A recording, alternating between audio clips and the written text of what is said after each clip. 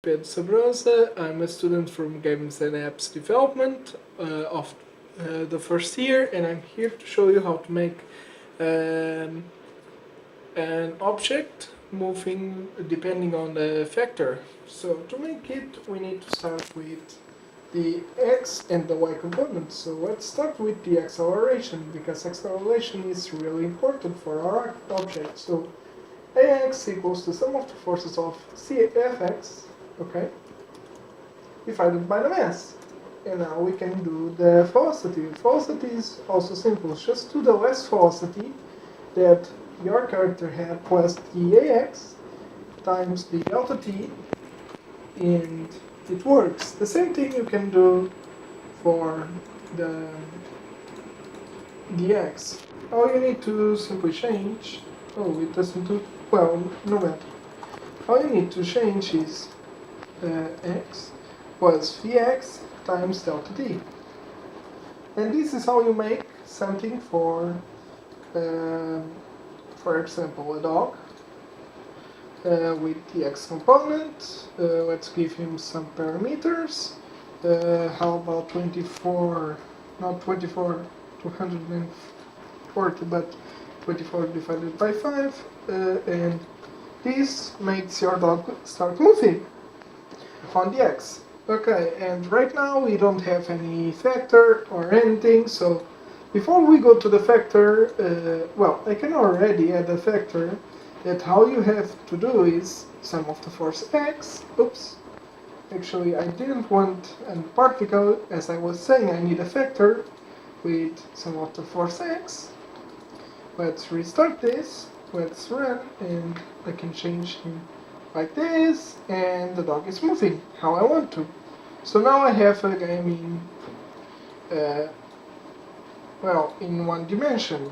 So to make a game in 2 dimensions, we need to copy this, come down, let's paste it. Okay, what? Oh, there seems a bit, yeah. Okay, there we go. And make it for the also the y component of this. So ay, vy,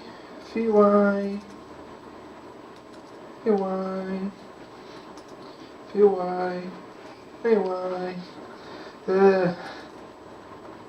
But yeah, so after you make this, you simply come to our original vector and put it with the sum of the force Vy, and come to the part dog and put it y. Pretty much, that's it. Now I can put the dog moving with something like this, and then he does this, and then I want him to go back, like a little game that you can make with just 2 components, pretty much. And there, bye bye. If you want to make this even more interesting, you can add even one more vector, and let's say making this the Vx and Vy, because they're actually our starting point. Let's make this green so you can see better.